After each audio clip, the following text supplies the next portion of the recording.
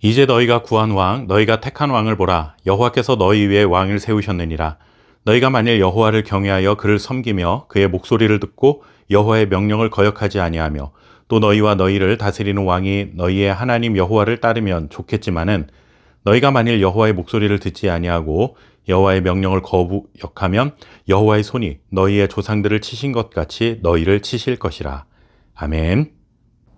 사무엘상 12장은 사울이 공식적으로 왕위에 오른 후에 그동안 이스라엘의 지도자 역할을 감당했던 사무엘이 지도자의 자리에서 물러나며 백성에게 마지막으로 전하는 고별 설교입니다.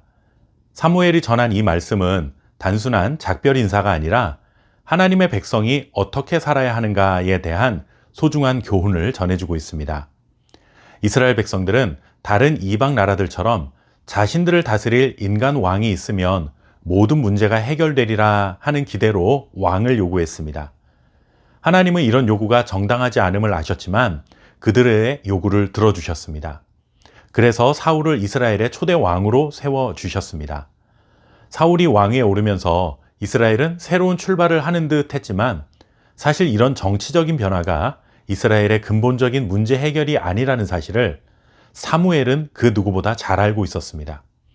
그래서 그는 고별 설교를 통해 하나님의 백성인 이스라엘이 무엇을 기억해야 할지를 전해주고자 했던 것이죠.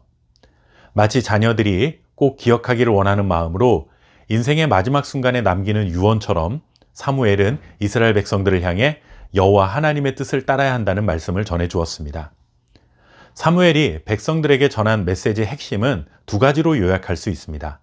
첫째는 하나님이 행하심을 기억하라 하는 것입니다. 6절과 7절 말씀을 보시면 모세와 아론을 세우시며 너희 조상들을 애굽 땅에서 인도하여 내신 이는 여호와시니 그런즉 가만히 서 있으라 라고 전합니다.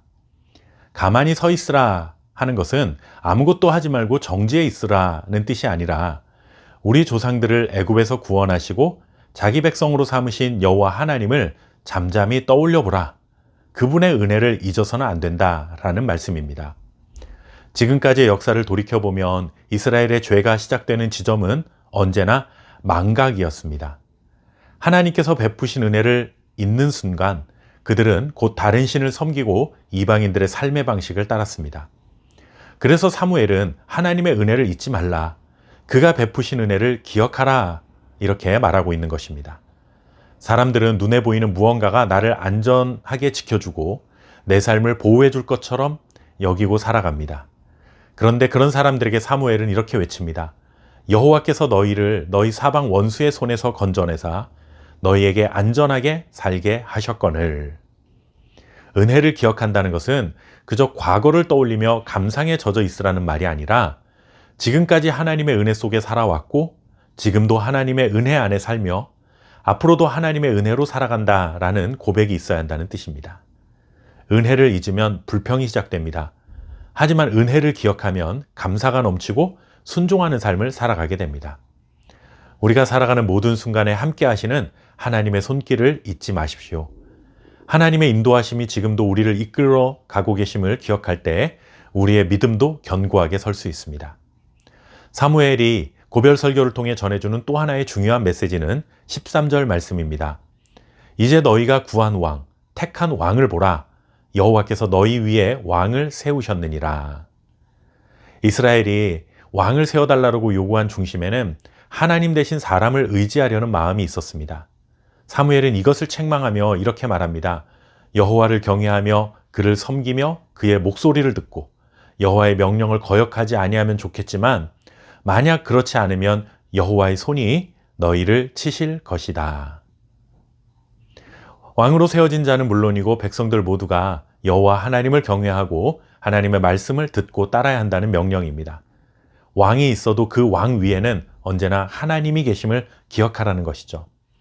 오늘날도 교회와 가정의 평안, 나라의 안정은 결국 하나님의 말씀을 청종하는 데 달려 있습니다. 하나님을 경외하는 마음이 사라지면 세상을 동경하게 되고 하나님의 말씀을 듣지 않으면 세상의 소리에 마음이 흔들리게 됩니다. 그러나 하나님의 말씀을 청종하는 자는 언제나 하나님이 다스리시는 안전한 길 위에 서게 됩니다. 주의 백성이 사는 길은 단순합니다. 하나님의 은혜를 기억하며 말씀에 순종하는 것입니다. 아무리 제도가 바뀌고 환경이 달라져도 하나님의 백성은 말씀을 붙들 때 다시 살아납니다. 오늘도 주여 우리에게 말씀하옵소서, 주의 종이 듣겠나이다 라는 고백으로 살아가시기 바랍니다. 감사합니다.